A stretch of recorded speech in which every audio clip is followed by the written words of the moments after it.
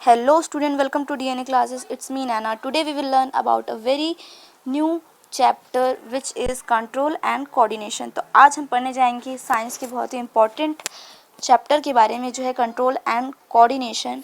और ये हमारा पेपर में एग्ज़ाम में आप किसी भी एग्ज़ाम को दे इसमें ये आना एकदम ही बनता है। तो हमें इसके लिए एकदम रेडी होना होगा और इसे अच्छे से डिटेल में पढ़ना होगा। तो आज हम इसके बारे में एकदम डिटेल में पढ़ेंगे। वीडियो स्टार्ट करने से पहले मैं आप सभी से रिक्वेस्ट करना चाहूँगी कि वीडियो को पूरा देखें, बीच में ना छोड़ें और सब्सक्राइब करना ना भूलें हमारे चैनल को। आज हम लोग सबसे पहले चेकलिस्ट देखेंगे। तो चेकलिस्ट हमें क्या करेगा, बताएगा कि आज हमें क्या क्या पढ़ना है। चलिए देखते हैं। आज का हमारा फर्स्ट टॉपिक है कोऑर्डिनेशन इन ह्यूमंस। जो हमारा कोऑर्डिनेशन इन ह्यूमन है वो कैसा होता है। सबसे पहले नर्वस सिस्टम से होता है, second transmission of nerve impulse, third reflex action. इस प्रकार से हमारा कोऑर्डिनेशन इन ह्यूमंस होता है। सेकेंड टॉपिक होगा हमारा डिवीजन ऑफ नर्वस सिस्टम। तो हमारा जो नर्वस सिस्टम है उसका डिवीजन देखेंगे हमारा कैसा होगा उसका। फिर थर्ड है हमारा सेंट्रल नर्वस सिस्टम, जिसे हम CNS भी कहते हैं। तो ये कैसा होगा, ये हमारा ह्यूमन ब्रेन और स्पाइनल कॉर्ड से मिलके बनता है। तो इसमें भी इसके अंदर भी दो हमारे टॉपिक आएंगे, जो हमारे human brain and spinal cord. उसके बाद हमारा नेक्स्ट टॉपिक है पेरिफेरल नर्वस सिस्टम, इसे हम PNS भी कहते हैं। तो इसको भी पढ़ेंगे अपन। फिर नेक्स्ट टॉपिक है हमारा कोऑर्डिनेशन इन प्लांट्स। अब हम हमारे बारे में देखने के बाद हम कोऑर्डिनेशन इन प्लांट्स में भी देखेंगे। इसमें क्या आएगा, immediate response to stimulus and movement due to growth, ये हमारा आएगा। उसके बाद हमारा आएगा केमिकल कम्युनिकेशन।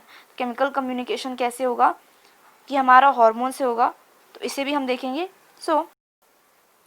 चलिए स्टार्ट करते हैं हमारा introduction. The working together of various organ of a living organism in a systematic, controlled and efficient way to produce proper response to various stimuli is known as coordination. तो क्या कह रहा है ये, कि जब हमारे वेरियस जो ऑर्गन होंगे किसी भी लिविंग ऑर्गेनिज्म में एक साथ मिलकर सिस्टमैटिक, कंट्रोल्ड एंड एफिशिएंट वे से जब प्रॉपर रिस्पॉन्स देंगे हमारे किसी भी स्टिमुली को, उसे हम कहेंगे coordination, is known as coordination. Next is all living organism must have a well organised system which provide them with control and coordination. क्या कह रहा है कि जो हमारे ऑल लिविंग ऑर्गेनिज्म होंगे उनमें ये वेल ऑर्गेनाइज सिस्टम होना चाहिए जो उनको प्रोवाइड करेगा control and coordination. Next is different organisms respond differently to the change in environment. मतलब जो बहुत सारे ऑर्गेनिज्म होंगे उनको रिस्पॉन्ड करेंगे डिफरेंटली। जो डिफरेंट ऑर्गेनिज्म होंगे वो अपने डिफरेंटली रिस्पॉन्ड करेंगे to the change in environment, change accordingly environment के चेंज में। Next due to general principle of body organization, multicellular organism have specialized tissue which provide control and coordination। क्या होगा, general principle of body, due to general principle of body organisation, multi cellular organism क्या होंगे, specialised, उनके पास specialised tissue होंगे जो उनको provide करेंगे control and coordination. Next is animal have nervous system and hormones to control and coordination their body activities. Means जो हमारे animal, हम भी एनिमल किंगडम में आते हैं, तो जो एनिमल्स होंगे उनमें नर्वस सिस्टम और हार्मोन होंगे जो उनको कंट्रोल और कोऑर्डिनेट करेंगे उनकी बॉडी एक्टिविटी को। Next is plant lack nervous system but coordinate via the hormone. Plant में नर्वस सिस्टम की कमी होती है बट उनका जो कोऑर्डिनेटर है वो है हार्मोन। अब बारी आती है कोऑर्डिनेशन इन ह्यूमंस में। तो कोऑर्डिनेशन इन ह्यूमन कैसा होता है, तो चलिए देखते हैं nervous system. In animals including human, the nervous system along with muscular tissue is the control center of the body, which consists of highly specialized cell called neuron, nerves and nervous organ that link, coordinate and control the activity of different organ in the body। क्या होता है nervous system में, जो animal और human में होता है, ये क्या करता है, जो नर्वस सिस्टम होता है मस्कुलर टिश्यू से मिलकर होता है और कंट्रोल सेंटर होता है हमारी बॉडी का जो कंसिस्ट करके रखता है हाईली स्पेशलाइज्ड सेल, जिसे हम न्यूरॉन बोलेंगे, नर्व्स बोलेंगे, नर्वस ऑर्गन बोलेंगे, जो लिंक करता है, कोऑर्डिनेट करता है और कंट्रोल करता है हमारी सारी एक्टिविटीज़ जो डिफरेंट ऑर्गन से हमारा जो चलाया जाता है, हमारे बॉडी को चलाने के लिए किया जाता है. So different function performed by the nervous system R S follow. जो हमारे डिफरेंट फंक्शन होते हैं, जो डिफरेंट कार्य होते हैं, वो जो नर्व सिस्टम करता है, ये हमें दिए हुए हैं. सबसे पहला है it regulate voluntary and involuntary movement, control reflex action of the human body. तो ये क्या करता है, ये रेगुलेट करता है हमारे वॉलंटरी और इनवॉलंटरी मूवमेंट. जो हमारे वॉलंटरी मूवमेंट वो होता है जो हमारा चलना, हमारा बोलना, ये हमारे कंट्रोल में होता है. और जो इनवॉलंटरी होता है ये वो मूवमेंट होता है जो हमारे बॉडी के अंदर होता है, जैसे कि रेस्पिरेशन, एक्सक्रीशन, ट्रांसपोर्टेशन, ये सब. Control reflex action of the human body. तो ये वॉलंटरी इनवॉलंटरी मूवमेंट को कंट्रोल रेगुलेट करता है, कंट्रोल रिफ्लेक्स एक्शन को भी रेगुलेट करता है जो हमारी ह्यूमन बॉडी में होते हैं. Next is information from environment through sense organs such as inner ear, nose, tongue, etc is collected and interpreted accordingly. Means ये बोल रहा है कि ये क्या करता है, इन्फॉर्मेशन जो होता है एनवायरनमेंट का, जो हमारा एनवायरनमेंट कैसा चल रहा है, ठंडा गर्म जो भी हो, कैसा आवाज़ आ रही है, कैसा स्मेल, ये सब पूरा हमारा जो सेंस ऑर्गन से है हमें बताता है. जो हमारे इनर ईयर है, नोज़ है, टंग है, ये सबसे क्या करता है, ये कलेक्ट करता है और इंटरप्रेट करता है accordingly. Example, gustatory receptor are meant to detect taste while the olfactory receptor detect smell. तो एग्जाम्पल दिए हैं यहाँ पे. जो gustatory हमारे रिसेप्टर होते हैं ये क्या करते हैं, हमारे टेस्ट को डिटेक्ट करते हैं, और जो olfactory रिसेप्टर हैं वो क्या करते हैं, स्मेल को डिटेक्ट करते हैं. Next is it helps us in thinking, remembering and reasoning. So ये क्या करता है, हमें हेल्प करता है, हम थिंकिंग करें, रिमेंबर करें, याद रखें और रीजनिंग दें. सो ये सब में ये हेल्प करता है. सो नेक्स्ट आता है हमारा न्यूरॉन और नर्व सेल. सो इसमें क्या है, the information from environment is detected by the nerve cell called neurons. तो क्या बोल रहा है इसमें कि जो इन्फॉर्मेशन है हमारे एनवायरनमेंट से ये क्या करता है, डिटेक्ट करता है हमारे नर्व सेल जो हमारा न्यूरॉन होता है. Next is neuron is the structural and functional unit of the nervous system. जो हमारा न्यूरॉन होता है ये स्ट्रक्चरल एंड फंक्शनल यूनिट होता है हमारे नर्वस सिस्टम का.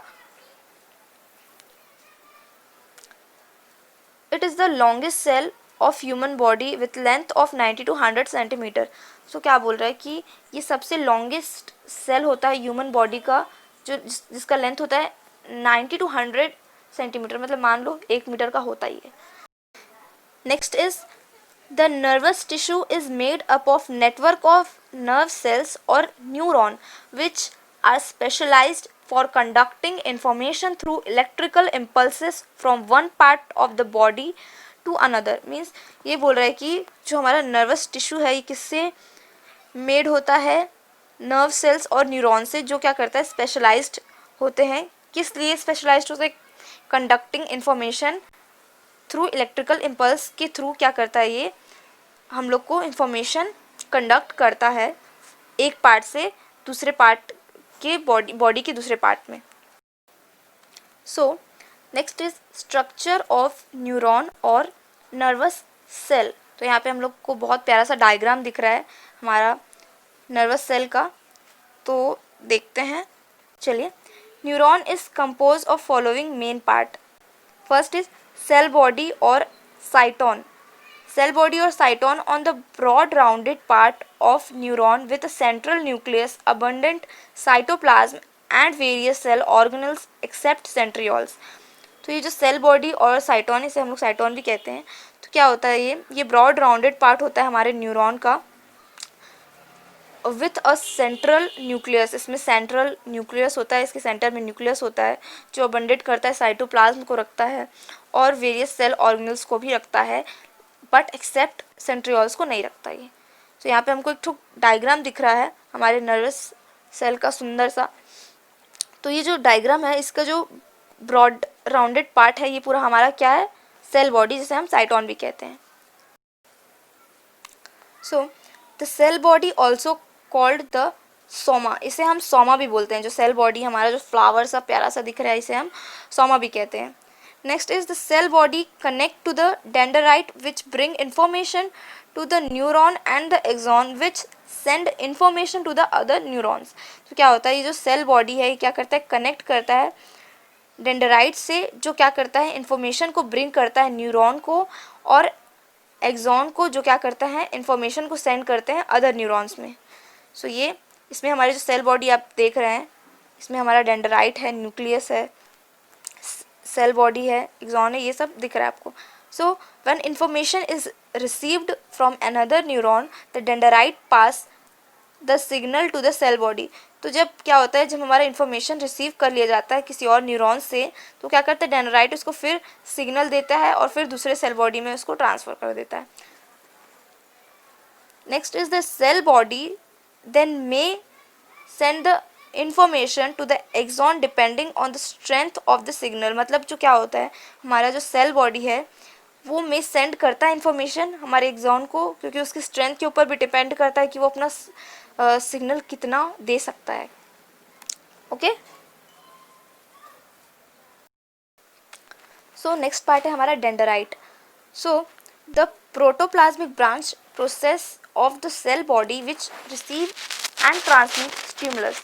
तो ये जो हमारा डेंडराइट होता है ये क्या करता है, ब्रांच प्रोसेस होता है सेल बॉडी का जो रिसीव और ट्रांसमिट करता है हमारे स्टिमुलस को। डेंडराइट आपको दिख रहा होगा, ये फिंगर लाइक स्ट्रक्चर एकदम पतली पतली जो निकल रही हैं। So the transfer of information from one neuron to another is achieved through chemical signal and electrical impulse, that is electrochemical signals. So हमने देखा कि जो ट्रांसफ़र होता है information from one neuron to another, मतलब एक न्यूरॉन से another जो होता है अनदर न्यूरॉन को जाता है जो इन्फॉर्मेशन थ्रू केमिकल सिग्नल के थ्रू और इलेक्ट्रिकल इम्पल्स के थ्रू, जिसको हम लोग क्या कहते हैं, इलेक्ट्रोकेमिकल सिग्नल कहते हैं। Next is the information transfer is usually received at the dendrite through chemical signals. तो क्या होता है, जो ये इन्फॉर्मेशन होता है ये ट्रांसफ़र होता है यूजुअली हमारा और रिसीव किया जाता है हमारे डेंडराइट में जो फिंगर जैसा स्ट्रक्चर निकला हुआ है, किसके थ्रू, केमिकल सिग्नल के थ्रू। Then it travel to the cell body which is also known as soma. Soma continues along the neuronal axon as electrical impulses and it is finally transferred into the next neuron at the synapse, which is the place where the two neurons exchange information through chemical signals at the synapse meet the end of the one neuron and the beginning the dendrite of other। तो क्या बोल रहा है इसमें कि जो हमारा जो इन्फॉर्मेशन था वो क्या होता है, ट्रैवल होता है सेल बॉडी सोमा में, फिर कंटिन्यू होता है न्यूरोनल एक्सॉन में इलेक्ट्रिकल इम्पल्स जैसे, फिर ये फाइनली हमारा ट्रांसफ़र होता है हमारा नेक्स्ट न्यूरॉन में, कहाँ पर, सिनैप्स में। फिर क्या होता है, जो ये साइनैप्स होता है विच इज़ द प्लेस, ये जो साइनैप्स होता है क्या होता है, वो प्लेस होता है जहाँ पे दो न्यूरॉन मिलते हैं और एक्सचेंज करते हैं इन्फॉर्मेशन, किसके थ्रू, हमारे केमिकल सिग्नल्स के थ्रू, और मीट करते हैं एंड ऑफ वन न्यूरॉन और beginning the dendrite of the other. So हमारा नेक्स्ट पार्ट है हमारा स्ट्रक्चर ऑफ न्यूरॉन और नर्वस सेल का, जो है एक्सॉन।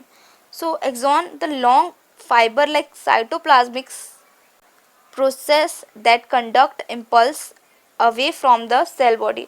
तो क्या होता है, ये जो एक्सॉन होता है ये long fibre like cytoplasmic process होता है, जिसमें क्या होता है ये कंडक्ट करता है इम्पल्स फ्रॉम सेल बॉडी से, ये जो हमारा इम्पल्स को कंडक्ट करता है। सो क्या होता है, ये जो हमारा एक्सॉन का इसमें आपको दिख रहा होगा एक लंबा सा फाइबर जैसा जा रहा है, ये बहुत ही सुंदर डायग्राम है, देखेंगे आपको ईजी होगा और आप इस डायग्राम को एकदम अच्छे से प्रैक्टिस कर लीजिए ताकि आपको एग्ज़ाम में बनाने में कोई भी प्रॉब्लम ना हो।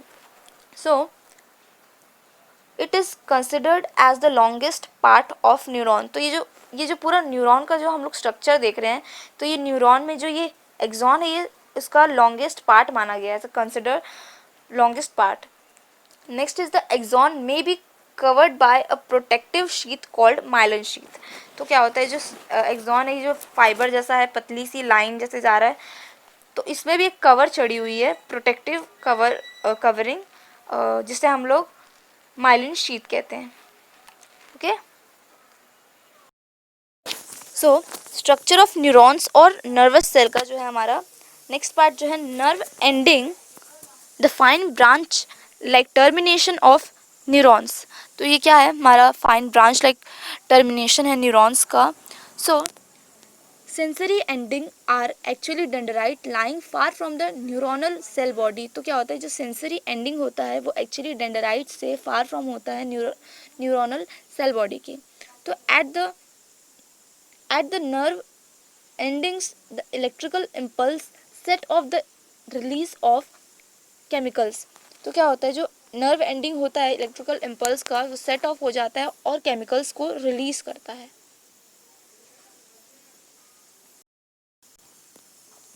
सो स्ट्रक्चर ऑफ न्यूरॉन और नर्वस सेल का जो नेक्स्ट है साइनेप्स, ये एक्चुअली नोट है तो ये बहुत इंपॉर्टेंट है। तो synapse is a small gap between two neurons where nerve impulse passes from one neuron to another in one direction is known as synapse। तो synapse क्या होता है, ये स्मॉल गैप्स होता है, जो दो न्यूरॉन होते हैं उसके बीच का जो गैप होता है, वेयर क्या होता है, where nerve impulse passes from one neuron to another. क्या होता है, एक न्यूरॉन से अदर न्यूरॉन में इसमें क्या होता है, इम्पल्स जो है पास होता है। किस डायरेक्शन में, सिर्फ एक ही डायरेक्शन में, जिसे हम लोग क्या कहते हैं, साइनेप्स।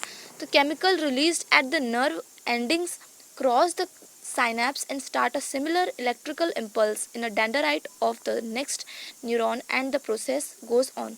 क्या होता है, जो केमिकल रिलीज होता है नर्व एंडिंग में हमारे, तो क्या होता है, cross the synapse and start a similar electrical impulse को जैसे वो स्टार्ट करता है in a dendrite next of the next neuron and process go on, ये गोज ऑन होते रहता है, ये प्रोसेस चलते रहता है। ये आपको डायग्राम दिख रहा है बहुत सुंदर सा जो क्लियरली आपको बता रहा है। So a similar synapse also delivery of impulses from neuron to other type of cell such as muscle cell और ग्लैंड। तो कुछ सिमिलर सिनेप्स होते हैं, अलाउ करते हैं डिलीवरी ऑफ इम्पल्स एक न्यूरॉन से अदर टाइप ऑफ सेल में, जैसे कि मसल सेल्स और glands. So thank you for watching my video. Please subscribe my channel and like and share my videos. Thank you.